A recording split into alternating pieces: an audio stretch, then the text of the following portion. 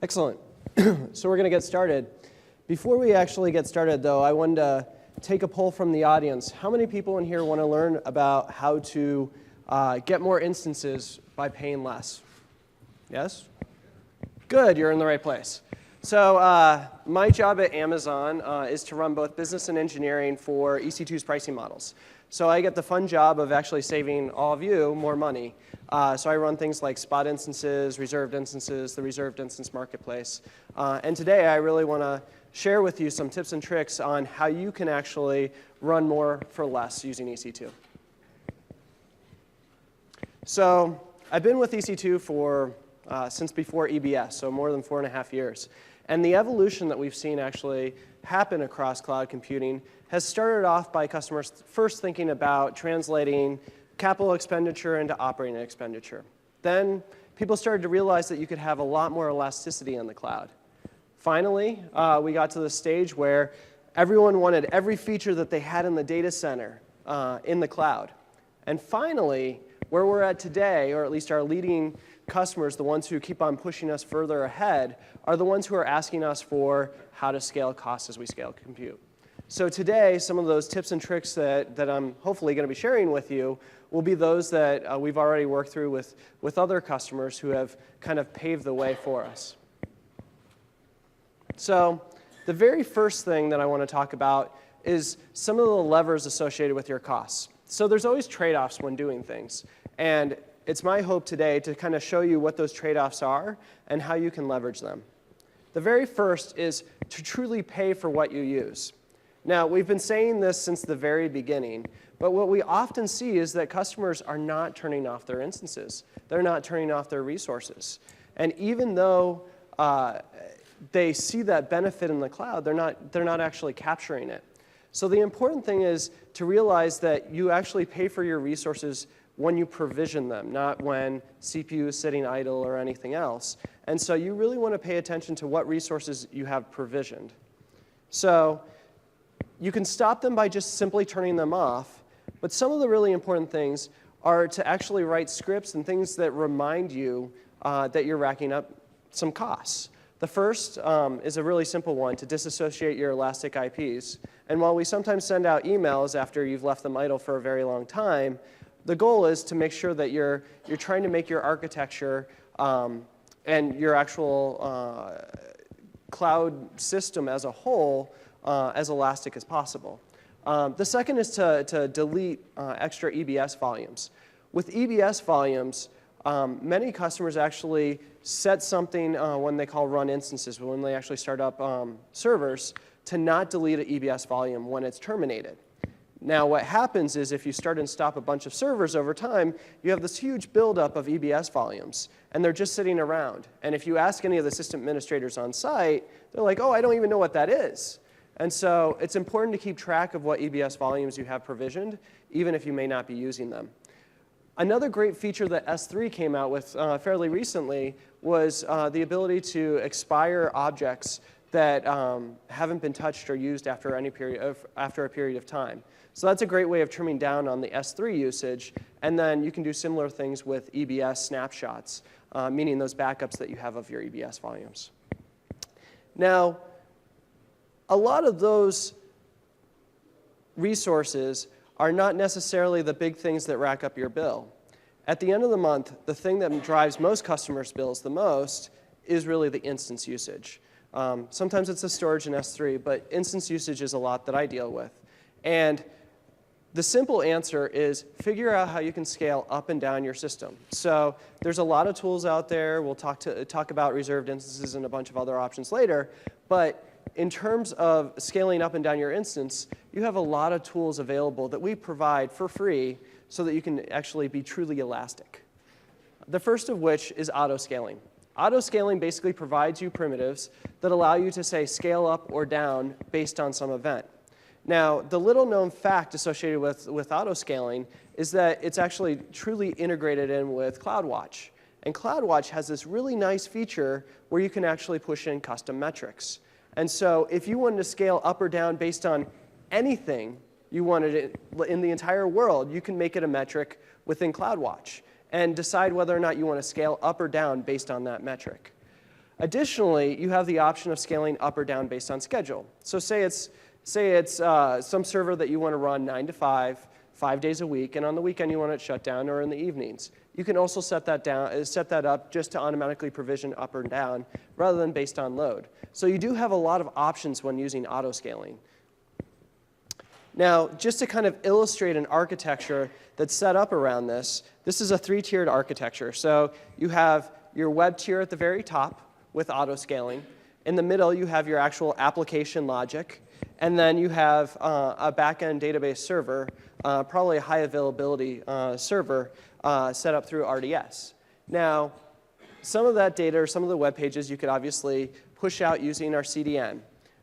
In this model, the actual auto-scaling could actually scale down the servers as it becomes nighttime, or vice versa, depending on your load. So many customers either have peaks during lunchtime or peaks during the evening. So you could easily have that cyclicality associated with your website.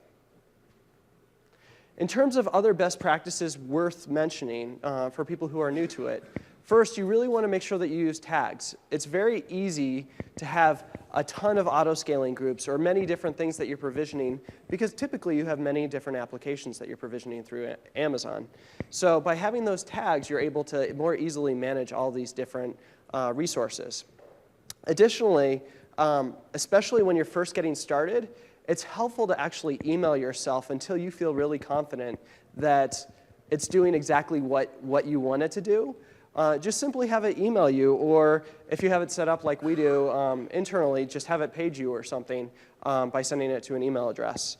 You may want to also toggle how quickly or slowly you automatically scale up or down. It's very easy where you may have a lull in traffic just during a brief period of time. Maybe there's a commercial on a website or something if it's during Super Bowl Sunday or something of that nature, and then it all of a sudden ramps up again. So you may want to toggle how fast you're scaling up or down so that if there's blips in the metrics that you're looking at or scaling up or down based on, that it's kind of a smooth scaling up and down. You also, if you're scaling behind an elastic load balancer, one of the things that you want to be careful of is that you're symmetrically increasing or decreasing your load across multiple availability zones.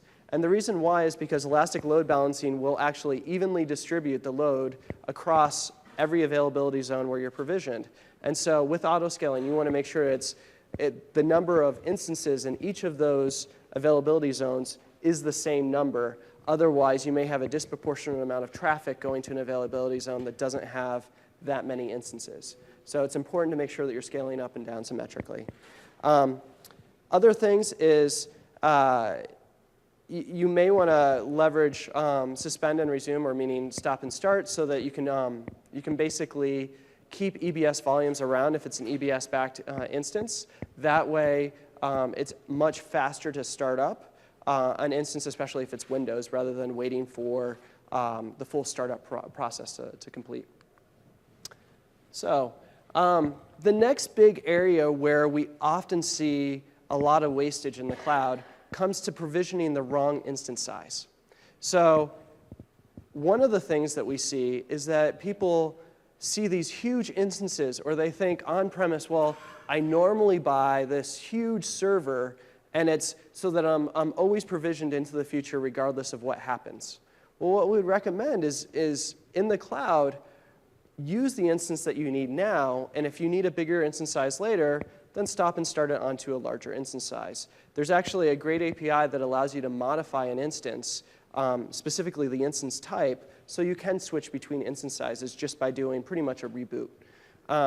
So from that perspective, by choosing the right instance size, you're able to actually reduce your cost significantly as you continue to scale up or as you continue to meet that load. So the typical tricks that we used here are looking at CloudWatch. CloudWatch automatically provides 5-minute metrics for CPU utilization and memory utilization. These are great metrics to figure out if you're choosing the right instance size. The other trick here is actually associating, assuming you have a distributed application, distributing workloads that have really spiky, high CPU utilization or high memory bursting to a small set of servers that are over-provisioned, meaning that they have more CPU or memory, and then associating the rest of the workloads that may have a lower average utilization to other instance sizes. And by doing this, you have a smaller portion of your fleet that actually requires to be that larger instance size. This may take a little bit in terms of management or distribution of messages, but it often turns into significant savings. So as I mentioned before, using CloudWatch is a great way of starting. You can actually, the free ones are a 5-minute interval, but you could turn that up to 1-minute interval if you think that there's more variability. So another big lever that we provide is, you see us starting with the base of the pyramid in terms of all the primitives that we provide, but we've slowly been moving up the stack in terms of providing additional services, such as monitoring or SQS or any number of the other services. And by leveraging these services, it's our hope that at least in most cases, by leveraging them, it's a lot cheaper than having to use either an EC2 instance in order to actually create those same services, or by leveraging other things. So as a quick example, if you look at elastic load balancing, we simply charge 2.5 cents per hour for elastic load balancer. However, typically a small instance would be a 6.5 cents an hour. You can see that if you were actually doing a software load balancing using that instance, you already are saving 4 cents an hour. So this can actually add up very quickly. Or SQS as another example, the cost comparison is pretty clear. The third big lever that it's worth talking about are our pricing models. Now, I have to admit that they are complex right now. But if you're able to actually sit down and think about your architectures, you can actually embed these into how you're architecting your applications. So the 3 pricing models start off with on-demand. It's what everyone knows and loves to quote, which is simply an hourly price. The second is reserved instances, which allows you to pay an upfront fee, a low one-time upfront fee, in exchange for a much lower hourly fee and a capacity reservation. The third pricing model is spot, where you can actually bid on unused capacity. And the last is the AWS free tier. So I don't know if you can read this. I can't read this. I probably should have looked at it beforehand. But in terms of a price comparison, you start on the left with on-demand. Let's assume that's the baseline. As you start working on reserved instances, you see that there's you can actually save between, let's call it 30% and about 72%. And then with spot instances, you can save upwards of 92% off the on-demand price. So there's some significant savings out there. There's 3 types of reserved instances: low, medium, and heavy utilization. The goal here is that by communicating more about your level of commitment that you can have to that instance, we can actually offer greater savings. With heavy utilization, you pay for every hour regardless of your usage, meaning you will pay for it 24/7. With the other 2 reserved instance types, you only pay for the hours that you use. This is a really important distinction that not everyone gets. So when you, as an example, if you had a disaster recovery scenario, you may want to actually buy a low utilization reserved instance. So let's make them a little bit more concrete.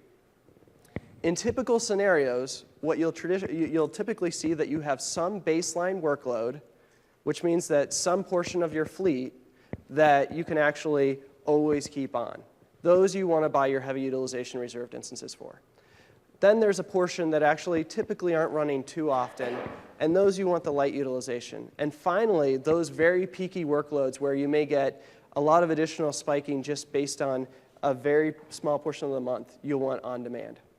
So to put some numbers behind it, and these range based on instance types, but just to kind of paint some broad brushstrokes, on demand is helpful with less than 10, 15% utilization.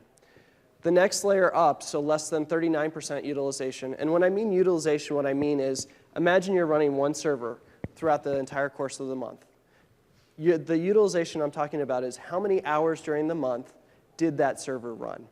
So if I ran that server only for 10% of the entire month, that would be 10% utilization. So if you're running it 10 to 15% utilization, you want to run it on demand. Also, if you're not sure what instance type that you want to run yet, run it in on demand, because that way there's flexibility. I can definitely answer questions at the end.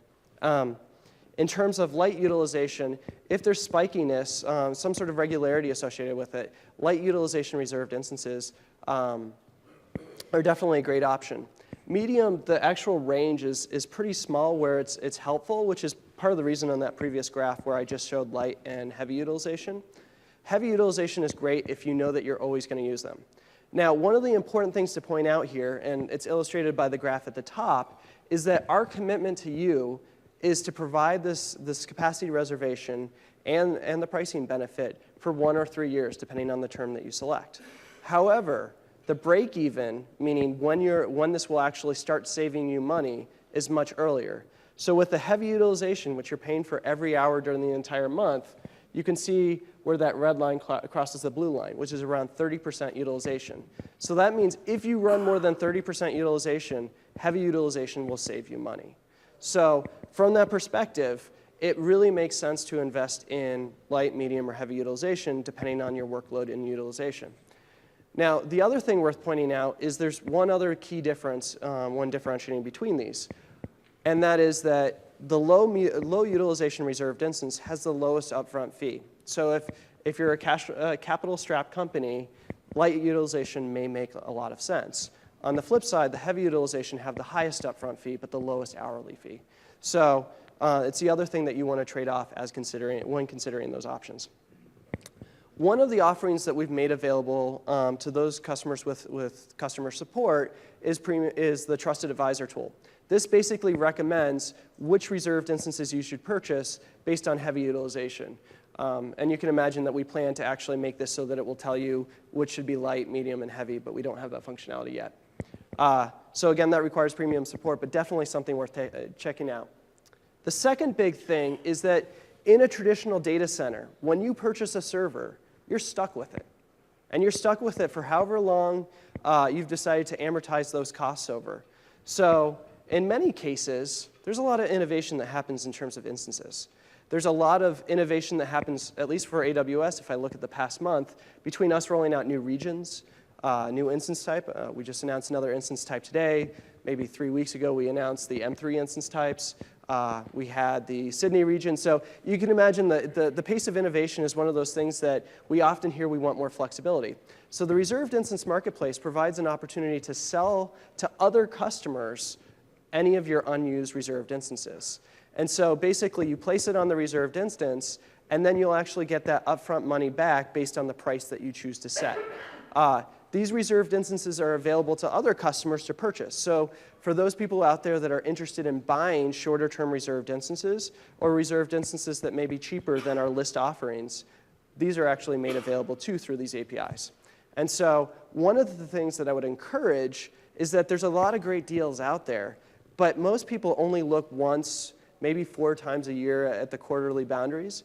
If you're actually looking every month to figure out how you can optimize your bill, you're going to find more deals out there on the marketplace. You're going to find out actually how you can better optimize things, potentially selling off idle reserved instances. So there's a lot of optimization that you can have in here. The last great pricing model that I want to talk about is spot instances. Spot instances provides a way to bid on our unused capacity. So you can imagine that we have a really hard problem. How much capacity should we buy? In fact, I think Werner mentioned this briefly during his keynote today.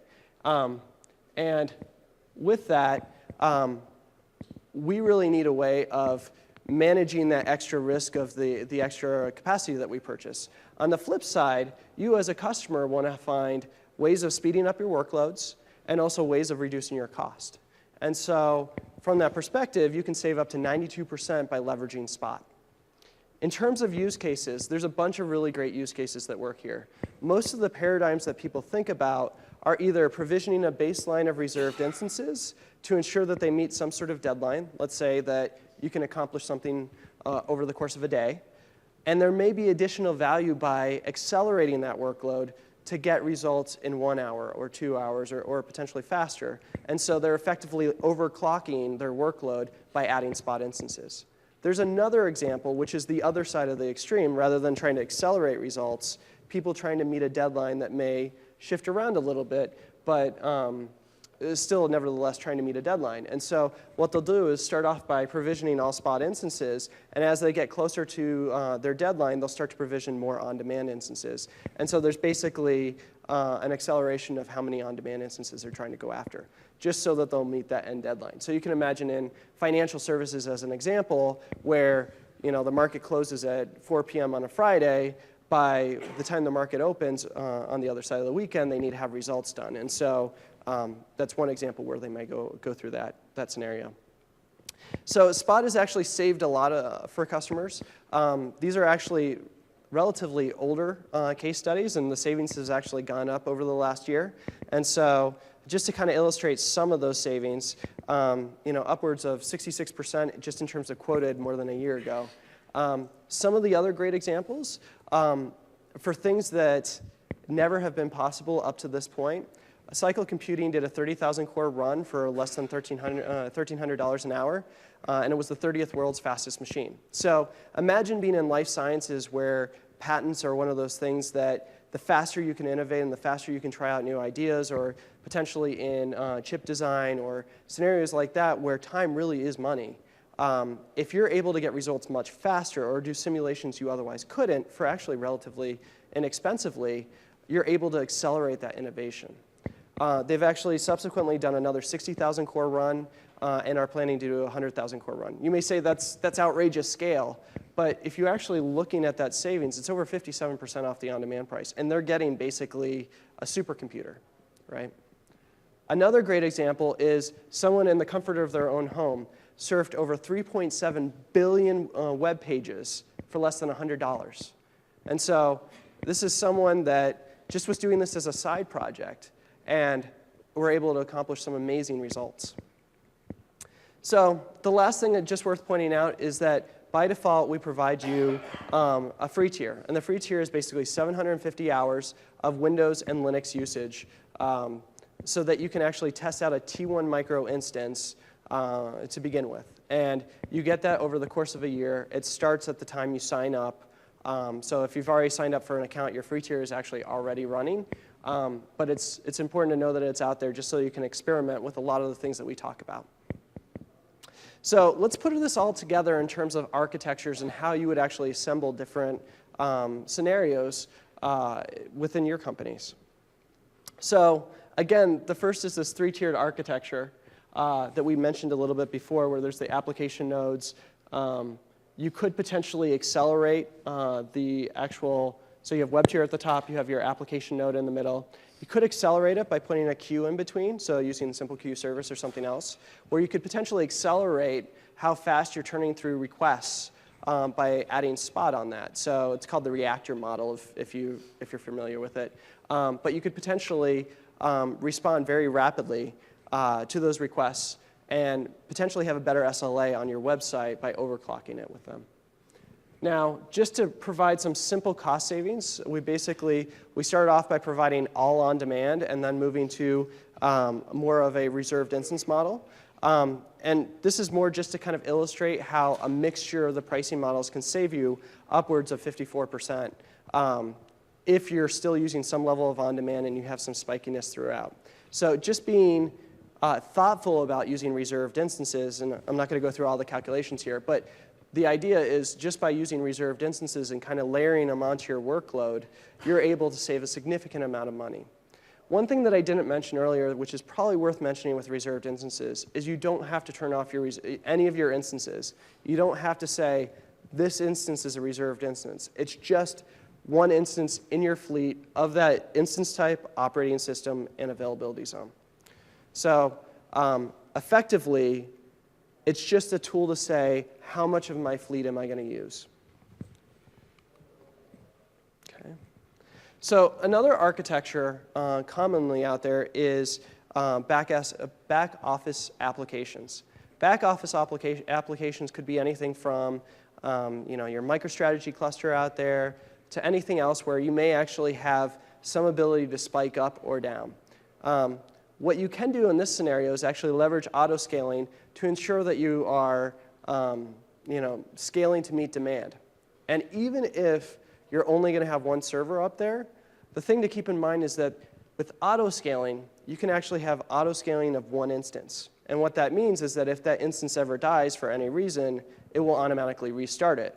So it makes sense to leverage auto-scaling as a way of, at minimal, creating high availability, but at maximum, actually ensuring that you're meeting the levels of demand as it happens within your application. So in this example, just to provide a high-level overview, you would have some level of reserved instances. Since the back office application probably doesn't have much variability, your application probably has a lot of steady state. So it may make sense to have heavy utilization and burst into on-demand where necessary. The next is more of an elastic MapReduce cluster.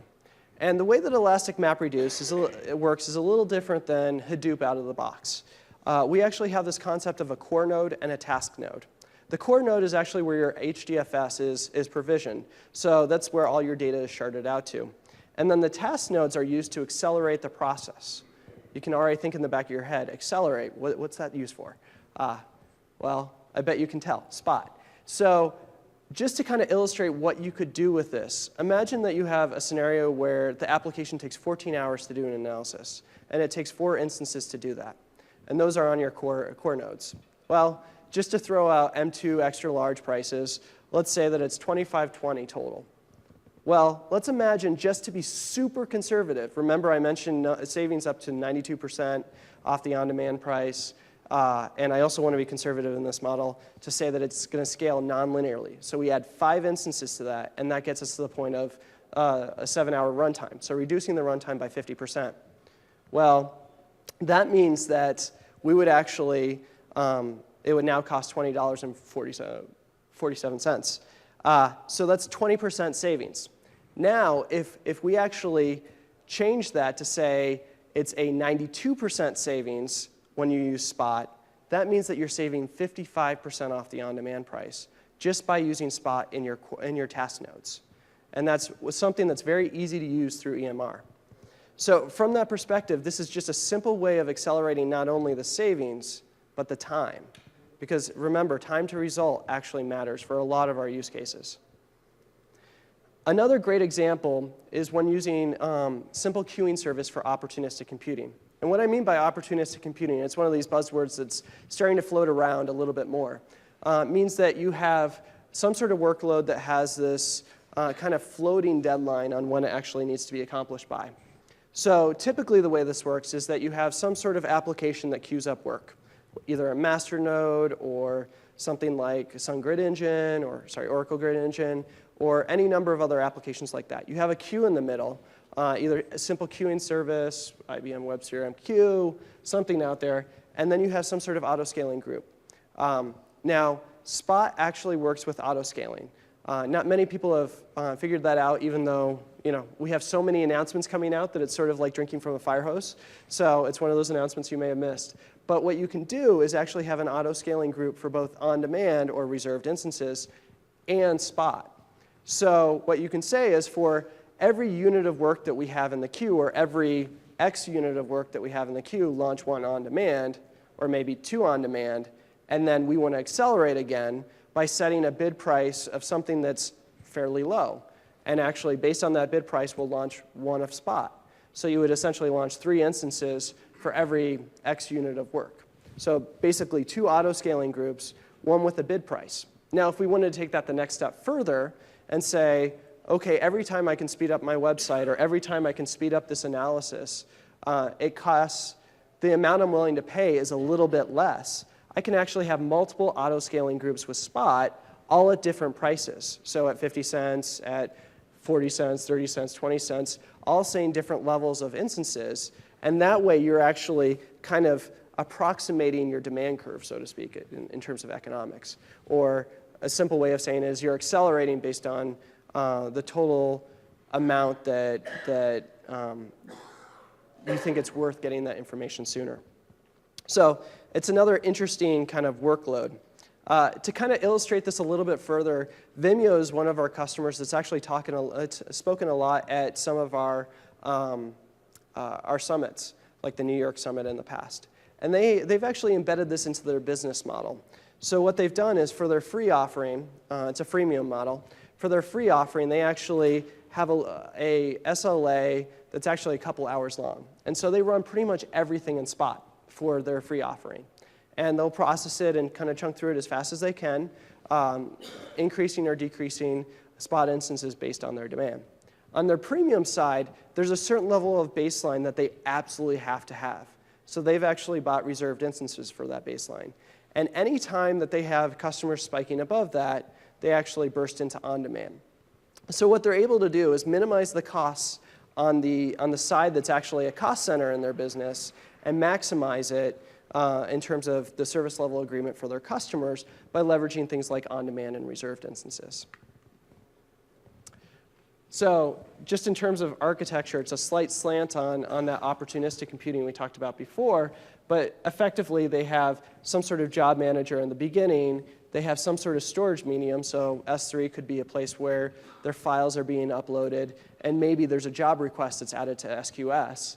Then they have some sort of combination of on-demand and spot, again, probably within auto-scaling groups. And then on the output side, they actually upload it to S3 for results, or maybe SQS, or even SimpleDB, or Dynamo, or any of those storage options, and then notify someone that that result is done. So grid computing is another great example of this. So traditionally in the scientific world, what would happen is you would have some sort of Beowulf cluster. And that would just be a cluster of Linux boxes that you would buy and set to the side. So basically, you would send a couple of requests to it, and then they would get queued up really rapidly. So instead, with Spot, one of the things that's actually very attractive about it is the fact that you have the opportunity to get a lot of capacity. So I've mentioned before that some people have run upwards of, in yesterday's Spot session, I think someone said over 5,000 instances. I know people have run actually more than that. But the piece here is, some architectures are big. Scaling to meet demand is always important as well. And with Spot, you actually have that flexibility to go really big if you need to. And often in human genome sequencing or drug research or financial services, there's a lot of stuff there too. Even in video encoding, it becomes really, really important to be able to do these types of things.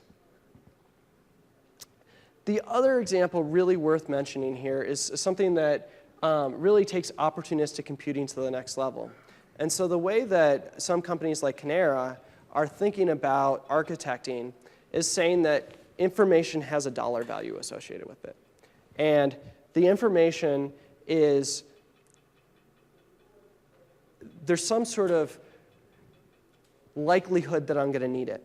So imagine I'm about to trade for something, and I don't know whether or not I'm really going to actually pull the trigger on trading for some sort of stock or something of that nature. There's a percentage likelihood that I'm going to do that. I also know that there's a price out there. And depending on how low that price is, I'll either compute that regardless of whether or not I know for sure I'm going to need that information. Because at the end of the day, I will have that information. And if I have it and I do make that trade, it's going to be a super valuable asset to me. And so the interesting thing is really going through and thinking about how you can embed all these different options into your model to say how valuable is data. And then rather than just thinking about it in terms of architecting for how many assembly instructions or how many lines of code or all those other components, now there's actually the building blocks to start to architect towards how you can assemble all these different cloud computing infrastructure pieces, turning them on and off as needed. So in summary, the things that I would love for you guys to walk away from today's discussion with is remember to turn off your resources, pay for them when you use them, try to use services where possible. There's a lot of great use cases where they are very, very helpful, such as the simple queuing service and monitoring and all these other great things. Think about the pricing models made available using as a portfolio of options. And if it sounds too complex, many of you have access to sales reps. I would encourage you to leverage them. If you have access to premium support, leveraging trusted advisors is a great way of optimizing what you have as well. And if those aren't an option as well, there's a lot of new startups in this area like Cloudin and Cloudability, and a lot of these starting with cloud, but a lot of options out there to really help you think about your bill. And of course, we're going to have a lot more of those types of things later as well to help you kind of think through these different options. And really, as you're designing things, because I'm hopeful that there's a lot of engineers in the room, as you're designing these things, think about how you may be able to accelerate workloads or scale or any of these things that we're typically thinking about. There's actually a price tag associated with them. And you can very easily be the hero within your organization by saving a lot of money with doing very little engineering work. So a lot of the spot integration that I've worked on so far tends to be only a week or two of work because a lot of the information tends to be restartable or interruptible. And so by leveraging those types of building blocks, we really do have the opportunity to save a lot of money. So with that, I'd love to get feedback, and I know that there was a couple of questions. I'm more than willing to take those and do whatever from there. Yeah. Applying a 3-year instance, it would seem that technology changes so rapidly in the next 3 years. What protections do you have in place to say, look, you bought a large, it'll still be an equivalent of a large 3 years from now, as opposed to the equivalent of a large is now? You seem to be rolling out new instance types as opposed to increasing what's in your current instance type. Yeah. So I think the best way of thinking about that is the reserved instance marketplace is there to help with that. And the idea is that an application that needs a large today, there's going to be some other application where the small may have been out there today and it may be appropriate to be on a large later. So that reserved instance marketplace, we're investing a lot to try to make sure that there's liquidity there, that it will help in situations like that. But you keep saying compute instance, if you will, is based on something from a couple of years ago. When do you upgrade that? Or will that never change? Will we always be referring to a 2009 compute instance thing, or will that? Yeah. If the question is, when will we change our benchmarking, I'm not sure. We've tried to keep some level of consistency associated with ECUs. If the question is more on the will instance type definitions change, the answer is no. Like, at least as of right now, a M1 large is an M1 large, and we try to keep it fairly consistent within some bounds. I mean, if you think about supplying a M1 large 5 years from now, if we can't get that hardware, we'll try to have something equivalent, but it's effectively that. But a large 5 years from now won't be 5 times better than a large now. It'll be a different type. Correct. That would be effectively like how we're rolling out M3 instances or something of that nature. And at some point, your EC unit may change, but because it seems crazy to keep referring to a benchmark from past years and try to figure out what the hell was it paying for, like, or whatever the base is. There's always the challenge of when do you change a benchmark like that. And a lot of people prefer the stability to a changing benchmark. But, Right on, thank you. Yeah. This is kind of a basic question, but can you contrast the cost of an instance when it's in a started state, a stop state, and a terminated state? Is the question, when do you start paying for it? Yeah, and what am I paying for? What is the rate cost based on certain usage factors or just the fact that it exists based on those two states? It's basically when it's in the running state, you are paying for it. If it's in the stopping state, I honestly don't remember. I assume that you probably wouldn't, but I would need to check on that.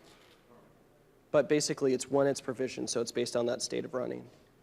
You for sure are getting paid, and it's based on the effective rate that we talk about in all those scenarios.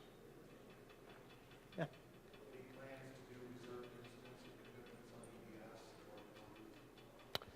It's a good question. I work on the instance side of it mostly, so I can't really speak to the other area. Yeah. When yesterday pricing was announced that it was up like 25%, how does that impact commitments that we've made on EC2 instances? So S3 is actually a very different charge than EC2. And so what I think we've dropped prices, maybe that's 23 times now. They keep upping the number, right, because every service keeps doing something else. We've dropped it on EC2 instances a large number of times as well. So what we do is, in an area, if we've recognized cost savings and we drop it in that area, but unfortunately, changes in our architecture don't happen in the same place at the same time, right? Like CPUs and motherboards may drop at a different time than storage, right? And so that just affects S3 at this point.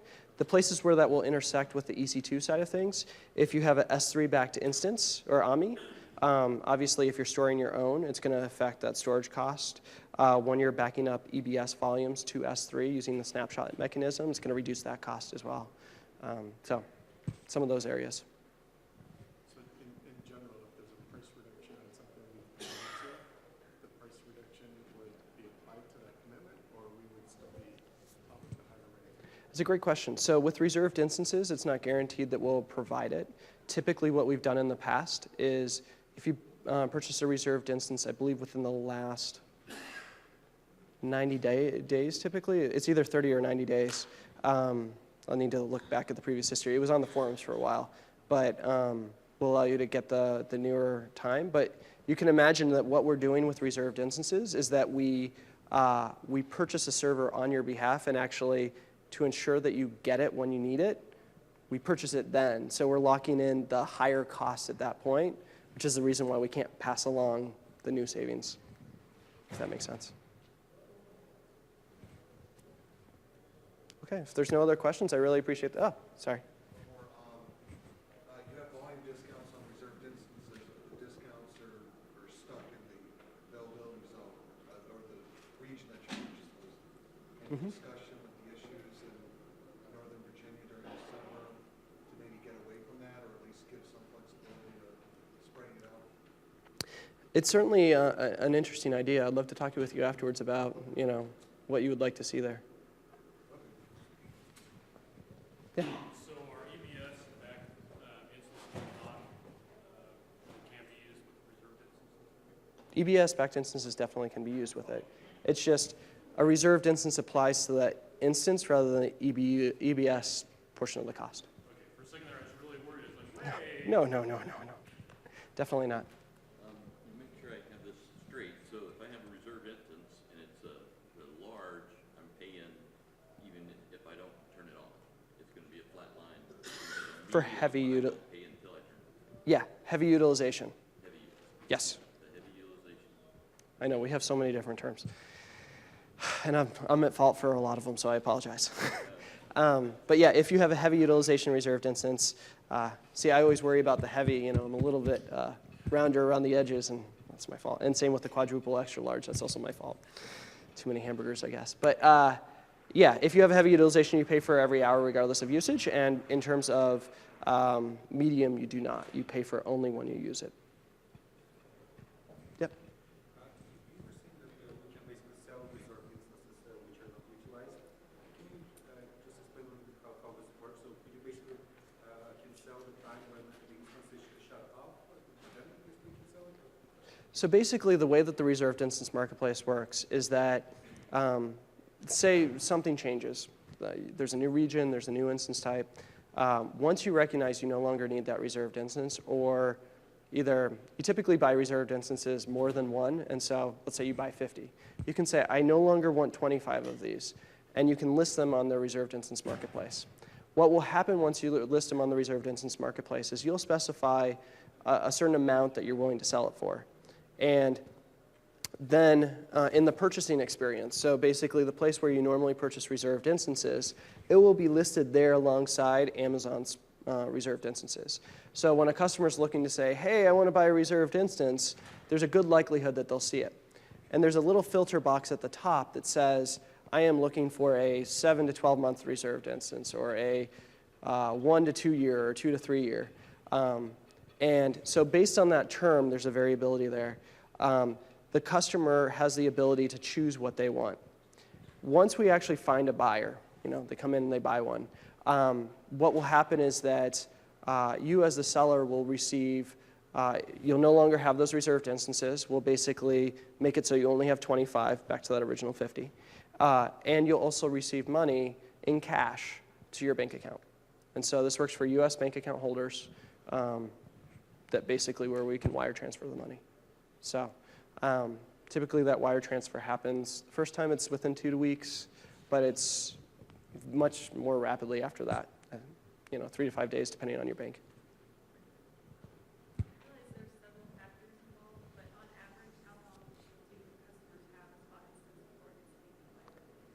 It's a great question. It really depends on the capacity pool.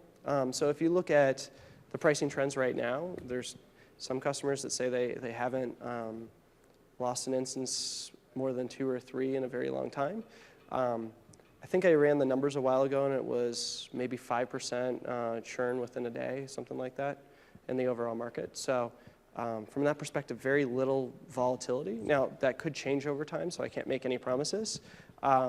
But it's definitely an opportune time to start to architect for it, because even if we had a panel on this yesterday, and one of the customers, Map Large, pointed out that even if right now all you're doing is capturing the savings now, you can actually invest that into creating a more reliable architecture, which most people are shooting for anyway.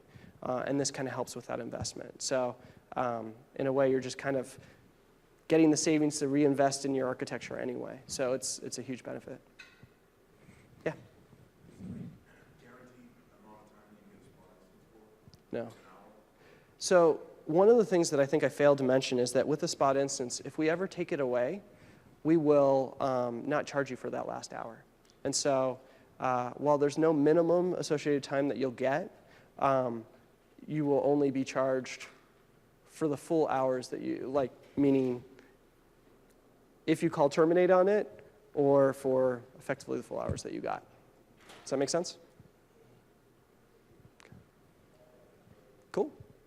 Excellent. Well, I'll stick around a little bit afterwards, but I really appreciate you guys coming, and have a great day and the rest of the conference.